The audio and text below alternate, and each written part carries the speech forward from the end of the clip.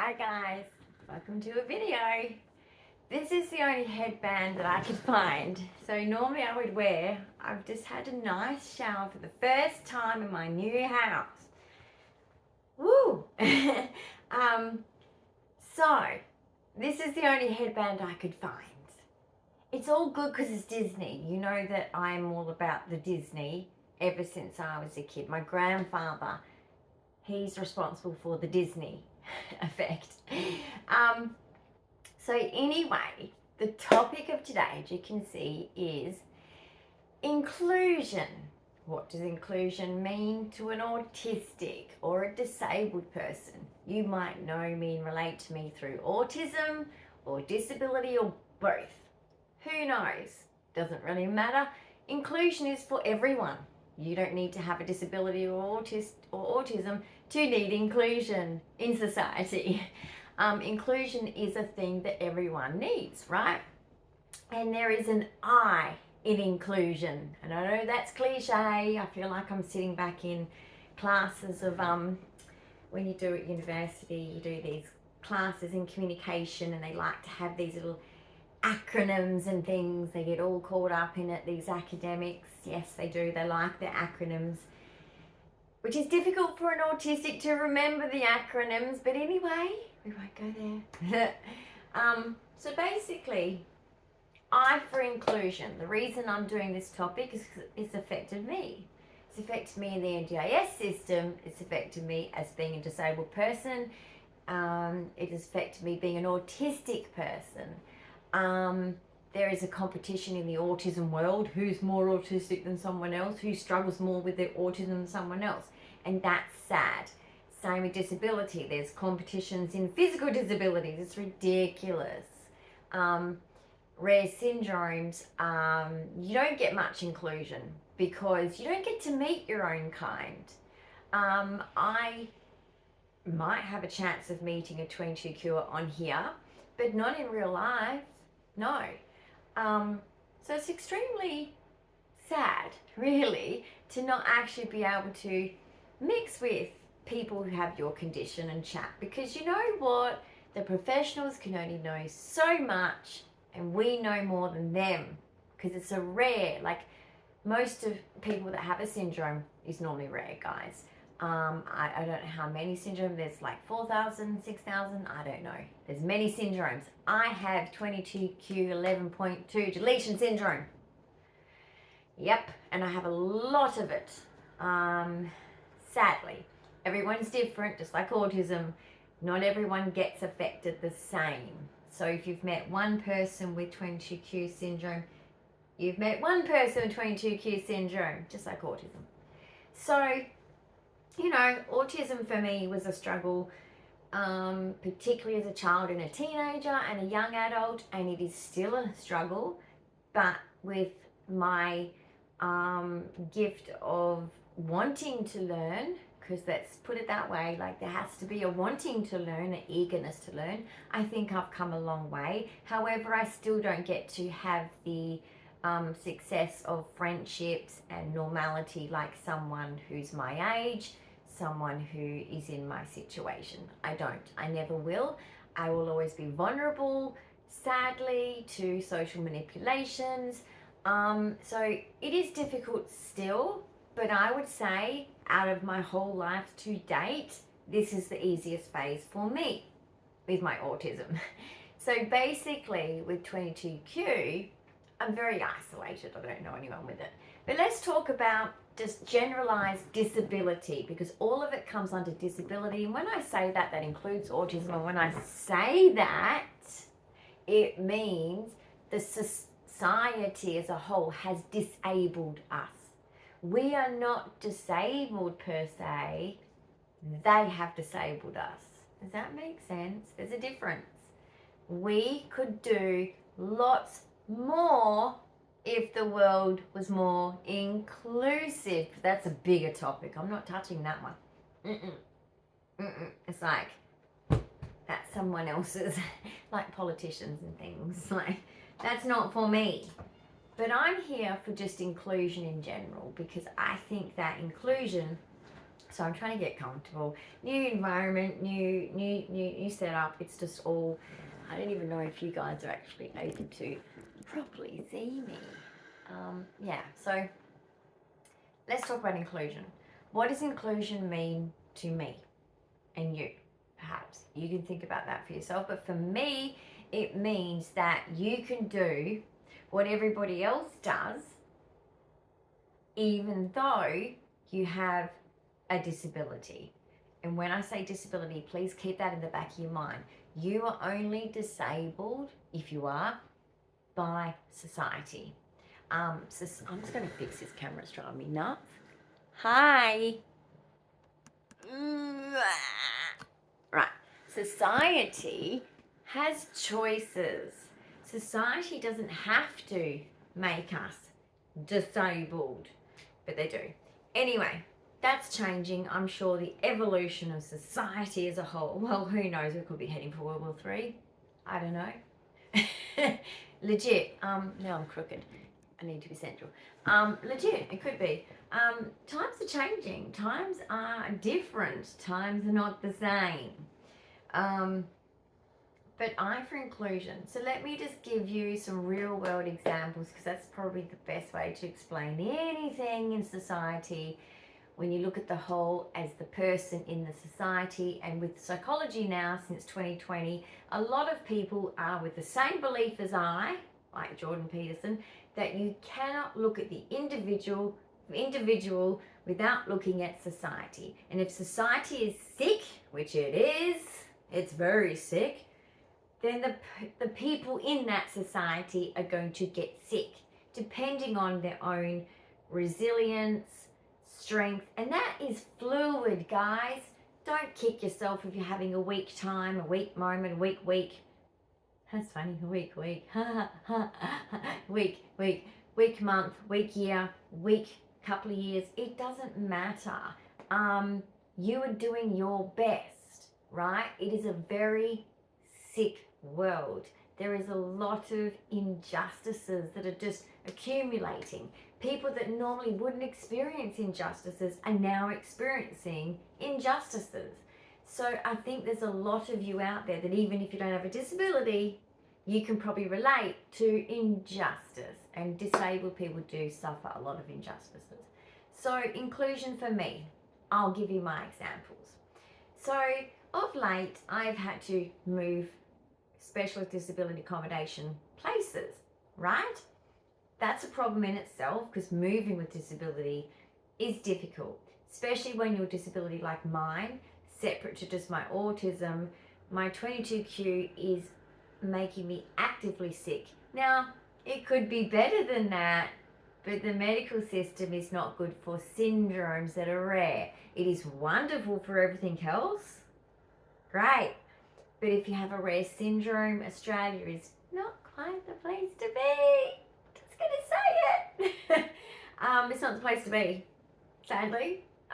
America would be better, of course, with good insurance, but it's just not the place to be. Especially WA. Western Australia is the Wild West, and we don't get anything.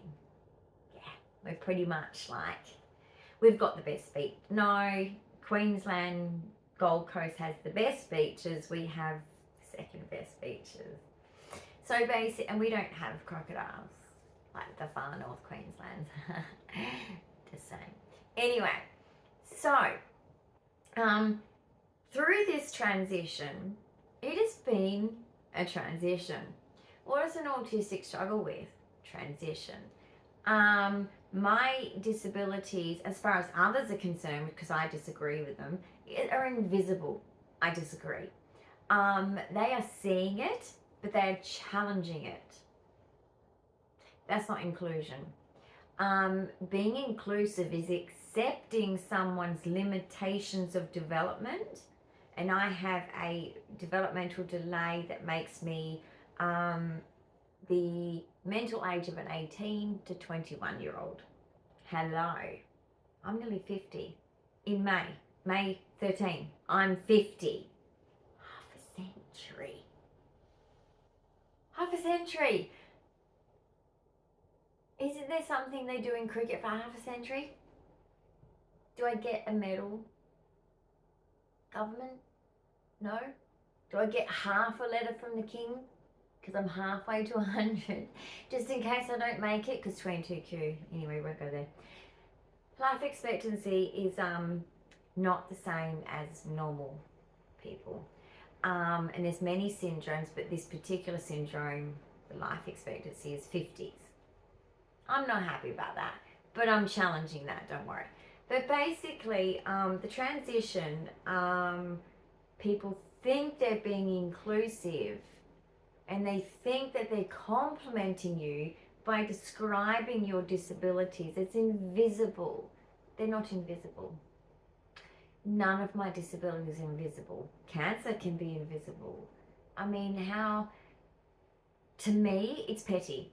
I'm sorry, but I'm just going to say that up front. It is petty. It is a refusal to see the gaps that I have from my peers. It is a refusal. I have a neurologist report to state it, and there's a refusal for people to accept it. And the reason being, this is the funny thing, this is a little oxymoron I'm going to show you here.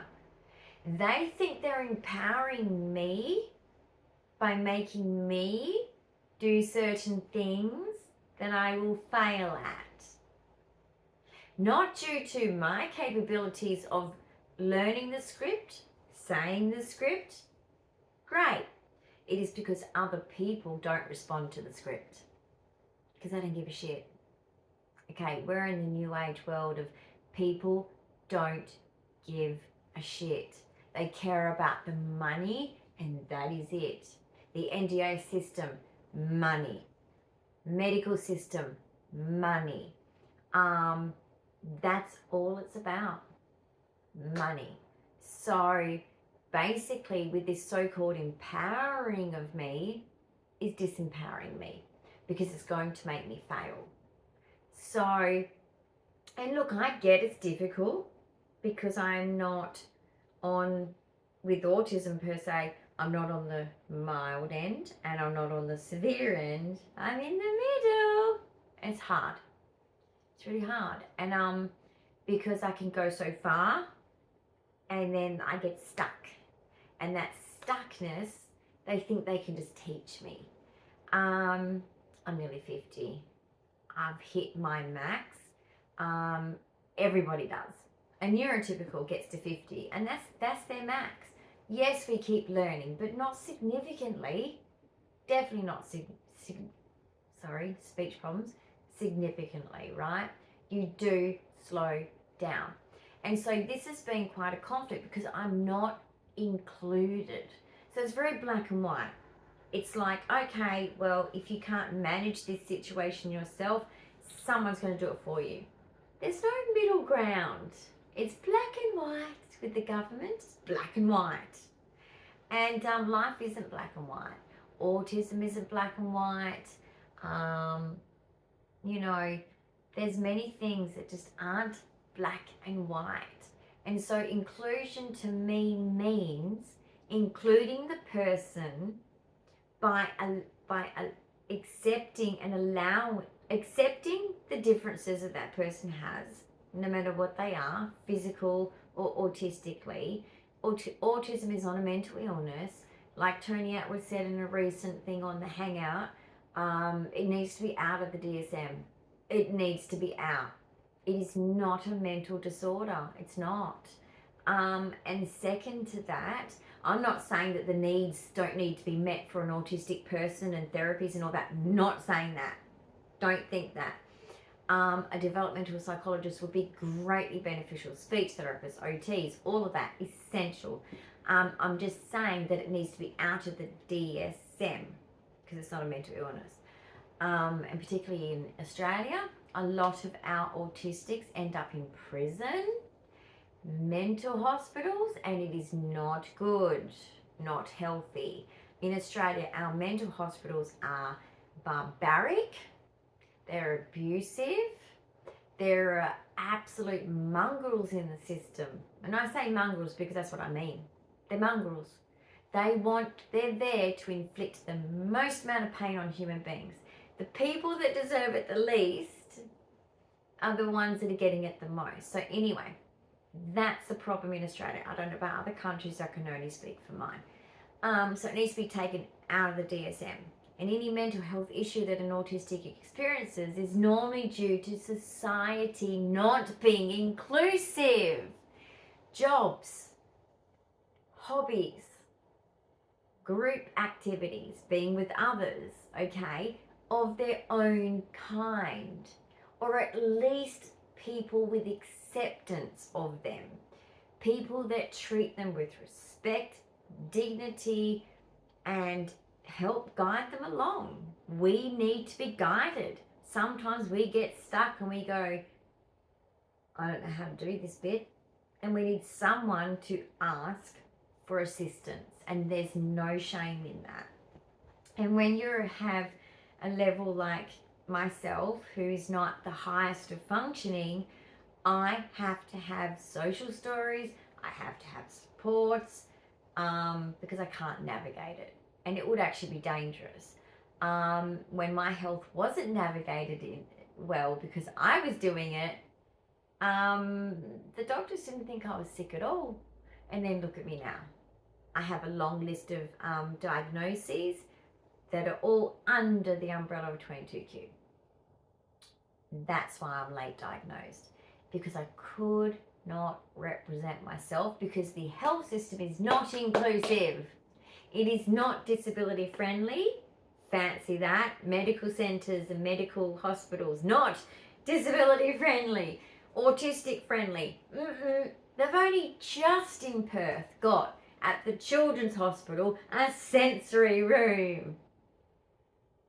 Really? It's embarrassing, Australia. It's embarrassing. Now, we do need one at the adults' hospitals. However, sensory room is not really totally what we need. There is other needs that we need. And that needs to be addressed. Otherwise, it's not inclusive. In the appointments, when they speak on our level, that's inclusive. They don't want us to have EPGs in Australia, but yet they won't come to our level. And when we question, I don't understand you, can you please say it in a different way? They get mad. They get really mad. And it's like, okay, seriously, like I'm just an autistic who's trying to navigate this scenario and you're being rather rude. And we all know that specialists are a little bit special, okay? And when you got 22q, I see every specialist, right? Affects my whole body. I see an eye doctor. I see neurologist, cardiologist. Is it an epidemiologist? Gastroenterologist. Neuropsychologist. Rheumatologist. Have I missed any? What other parts of the body? Oh, I need to see an orthopedic surgeon. But once again, the lack of inclusion, you know what? Because I'm autistic and sensory, can't handle my neck having a needle shoved in it for my CCI, which is actually quite dangerous. The needle, yes, as well, if it's not done properly, but my neck is collapsing. With 22q, your spine collapses. I have scoliosis, and I have a collapsing spine. I have many parts of my spine that are absolutely screwed. So it's collapsing, and particularly in my neck. And I have to have the needle before the orthopedic surgeon wants to see me. Not fair, not inclusive. You know why? I have a thing about having a needle in my neck. It's a sensory problem. Okay? All autistics have their little things they cannot do. I cannot do it because I'm an adult. It's like, you will do it. We expect you to do it. And it's like, okay, I want to, and I've done so many other brave things. Trust me, I'm over medicalized. I've had many since I was born. I can remember poking, prodding, yicky things medically, all right? And I can't do it. And it's discrimination because I can't get to my orthopedic surgeon to actually correct the problem, because a steroid injection in the neck to give me pain relief, which I would love if I could go through with it, to get me to the orthopedic surgeon to get some treatment, like instead of a band-aid, because steroid injections is a band-aid. So that's not inclusion, right? It's not inclusion, because they're not taking into account my autism. Now look, I have a disability advocate, a disability lawyer, but still, we have to get everyone together soon, have a meeting at the hospital, blah, blah, blah, blah. And they've all got their big egos, right? And I have to sit there and I have to speak for myself. And that's going to be interesting, because basically, let me just say this. They are going to be forced to tolerate my difficulties in communication, and it's actually going to make them angry. Is that inclusion? Is it my choice that I'm difficult in my delivery? I find it hard to communicate to complex professionals in complex language. I don't understand them, and they probably won't understand me. So it's a very difficult situation. And let's go back to the NDIS, and you have staff. You have a support coordinator, you can have carers, and you have OTs. I have a speech therapist, a continence nurse. I'm supposed to have nursing, but there's shortages in Australia. Let's not even go there. So basically, and I've moved locations. Okay, I'm 27 minutes from where I was. Okay, so now I have to start again. But basically, the inclusion in the NDIS process of the move was terrible. Terrible. We don't have NDIS removalists that are disability friendly. You saw that saga. Yeah, so that happened. And oh, geez, I've forgotten all the dramas. I mean, we were in a hotel for practically a week. That's not disability friendly, even though the last place we're in for the most part was a disability apartment. I already, in that short week, I have shearing of my skin because I need pressure care because of my fatiguing conditions under 22q.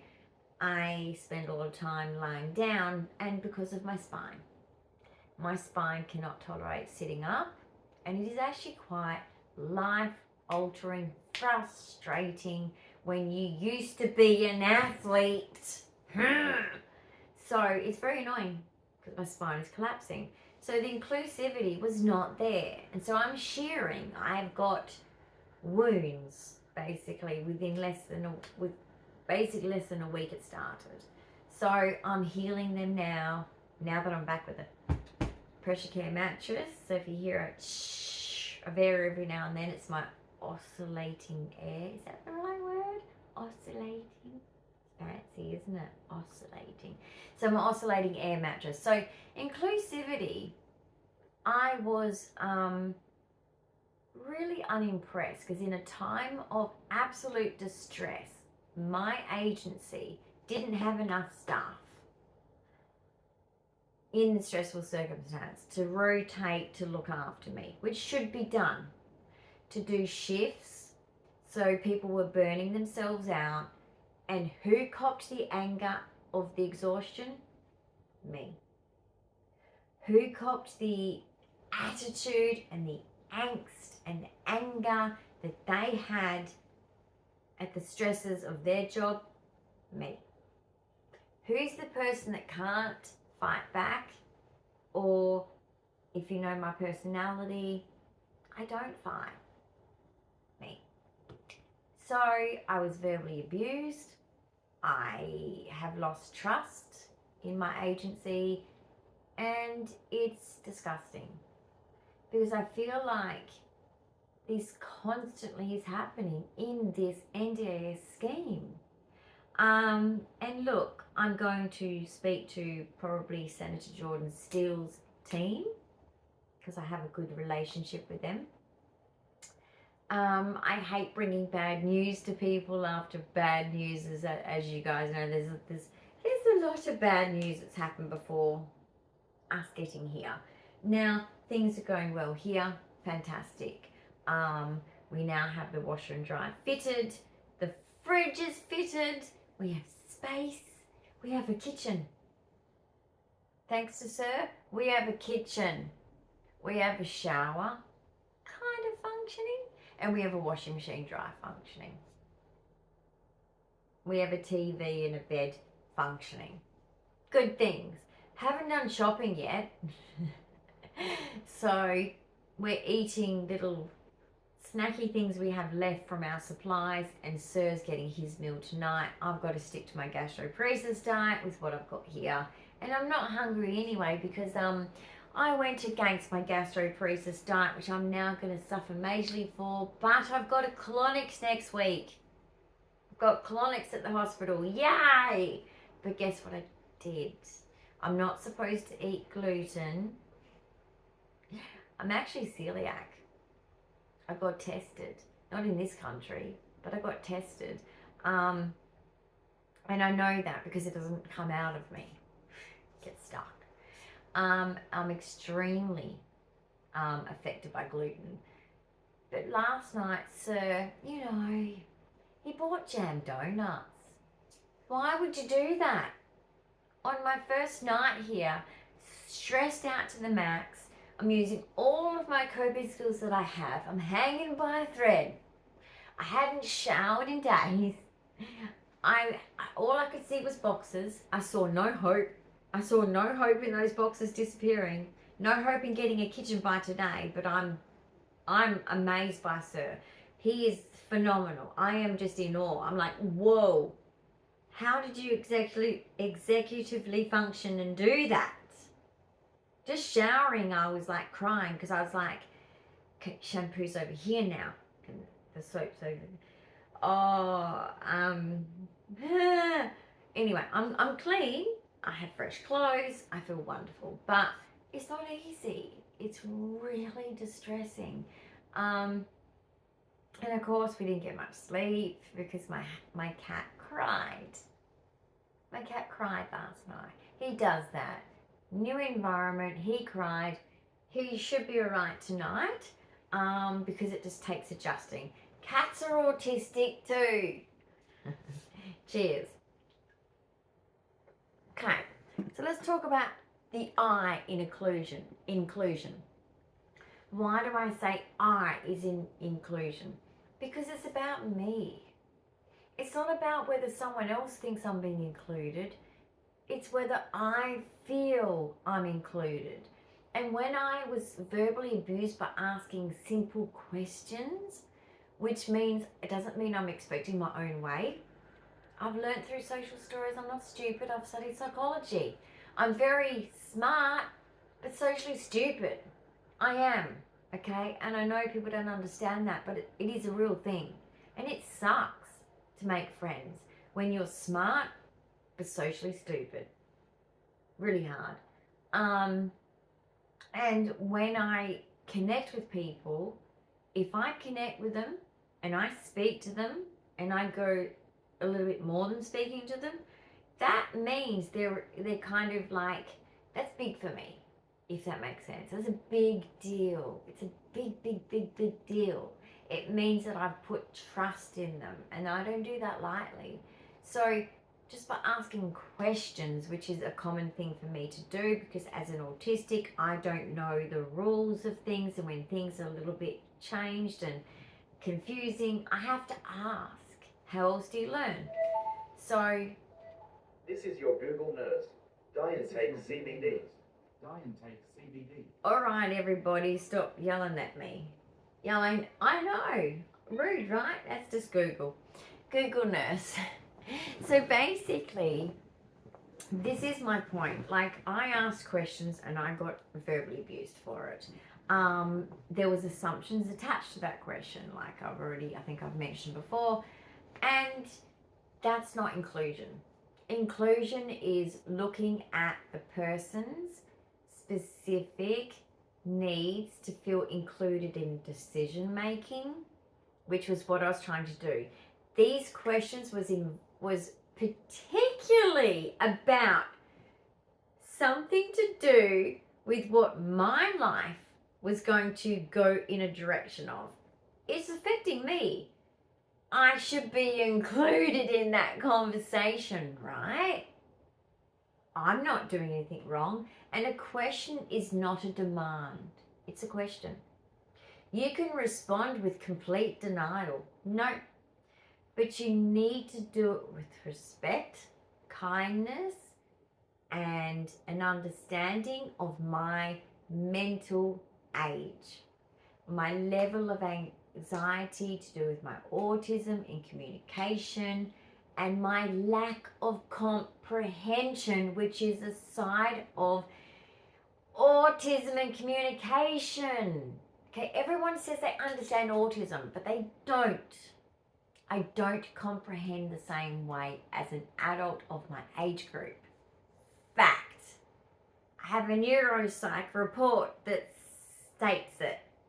But anyway, it's very frustrating because this is inclusion in decision making about where I'm going to live.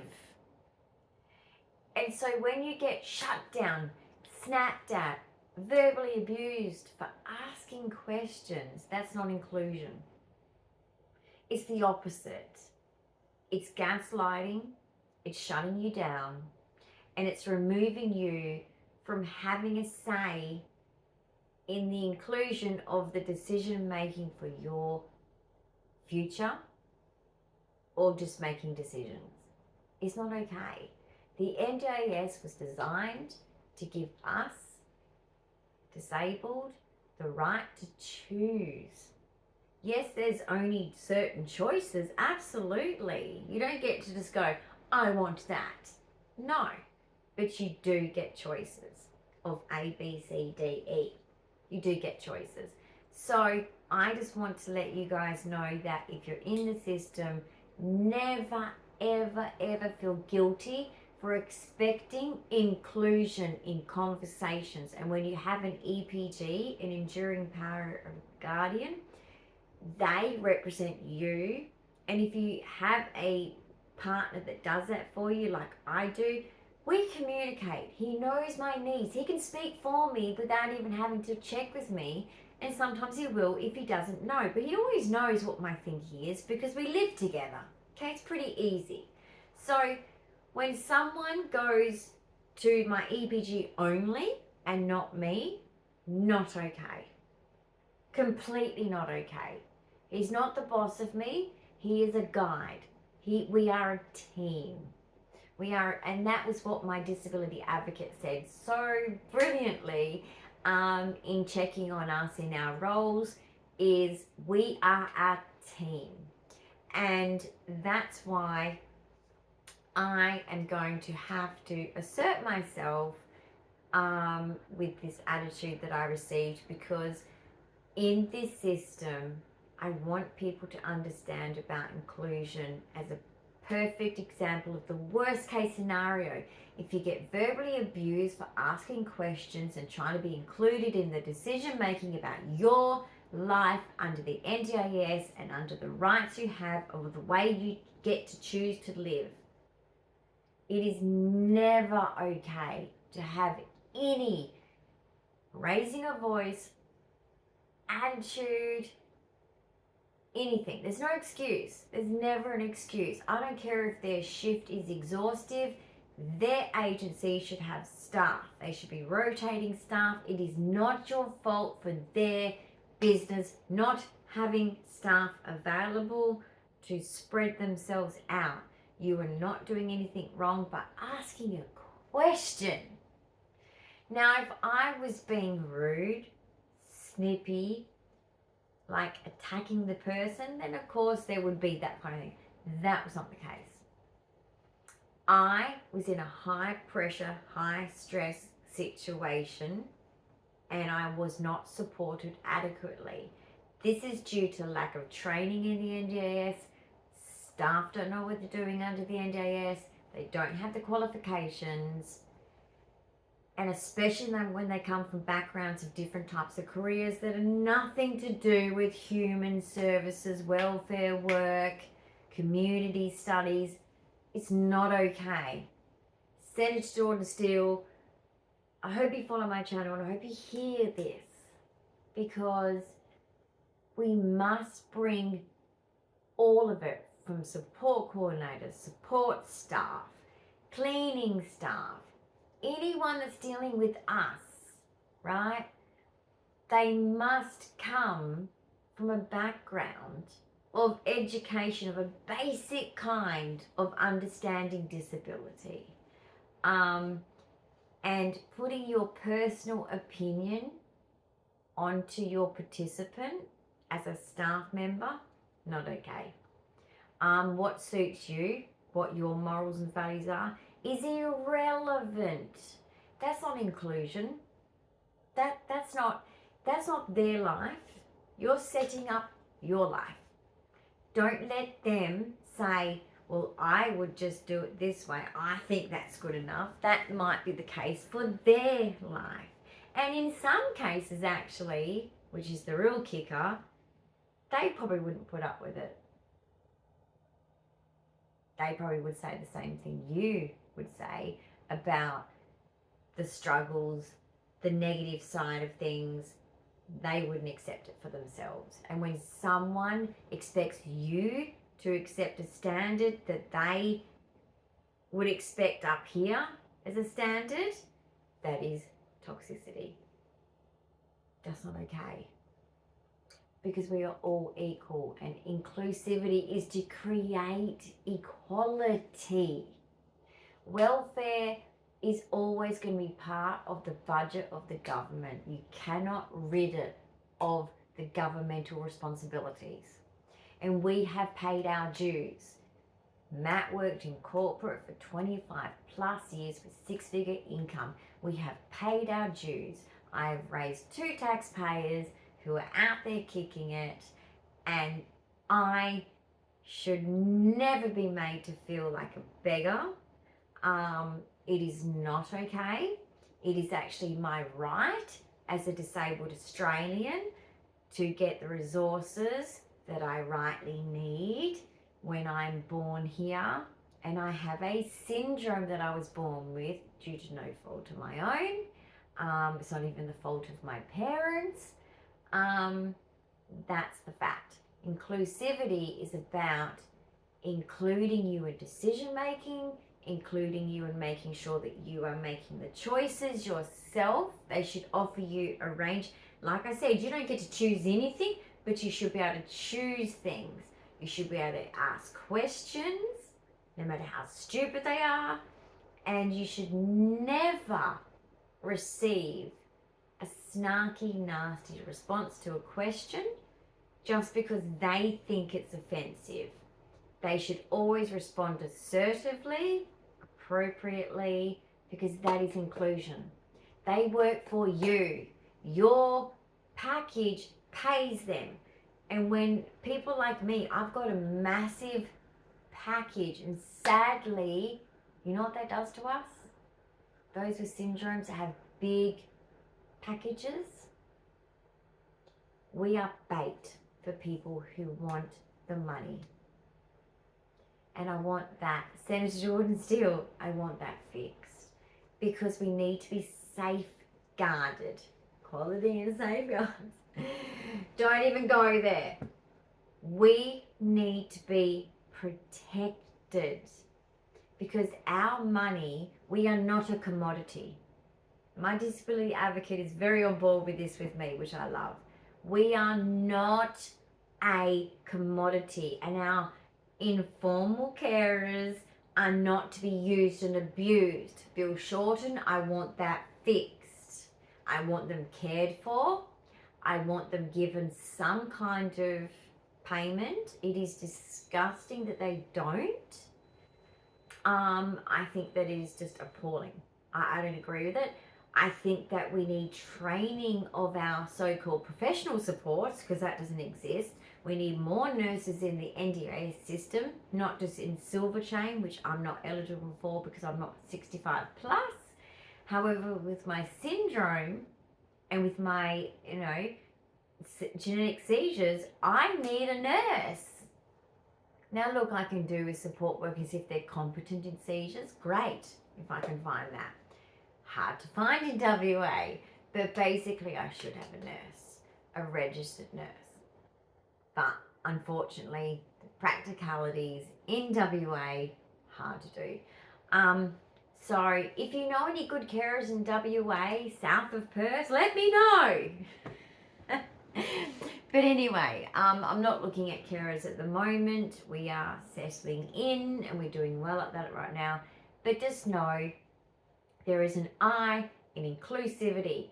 You need to be consulted with, not just if you've got an EPG, not just your EPG, not just your nominee for NDIS, which is for me, my partner, because I cannot do those complexities. All right, I do have blind spots where I cannot do. There are conversations that are complex that I cannot navigate. There is paperwork I cannot navigate. I know that doesn't make sense to many people because I've done psychology, but that's a special interest. And that was hard. I had a lot of assistance. I've got the brains. I don't have the executive functioning and I don't have the social skills. But basically, I need the supports and I have them, but they need to consult with me too. And if a person in the NDIS working for you, whether it's a support worker, a support coordinator, an OT, whoever, if they are not consulting with you and they're going only to your guardian or your nominee, whatever, it's not okay. That is not inclusion. You should be consulted. So I want you to remember that there is an I in inclusivity. And look, we could talk about broader society, but like I said, I believe in the social model, not the medical model. I think the medical model is toxic. Social model. I am only as disabled as society makes me. Fact. And Senator Jordan Steele and my beautiful disability advocate, you guys know that the most because they are disabled and they know exactly our needs, and I really love that and I really appreciate that. So please remember, I in inclusivity. Fight for your rights.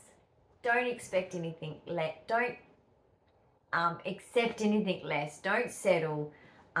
Yes, there's compromising. Yes, you don't get everything you want. Absolutely. But never take abuse. Never. And never be afraid to defend yourself in it. Speak up about it. I know that a lot of us feel we don't get to because we feel that the power position is out of whack. But take it from someone who's been in this system long enough and the age group that I am, no, it's not okay. And I may have to confront this person or I may not. I may just sidestep and exit stage left. I don't know. But just don't accept abuse. You don't deserve it. You have enough to deal with your disability and anything that comes with that. We all have different struggles, but we all have struggles. Don't accept it. Always speak up because the system needs to change. They're wanting this feedback. They want it because they're rechanging it. They're changing it basically. So if you speak up now and you add in this information, speak to senators, speak to ministers, send it into the NDIS, whatever it takes, speak up. Make sure you're being included in your future, in your current living, because you have rights as a disabled person, and it includes your human rights to live and exist in a peaceful existence with your needs met. NDIS is not there for wants, I get it. It's there for your needs. All right? So take care, everyone. And don't forget, there is an I in inclusion. And we're only as disabled as society makes us. You rock as a person.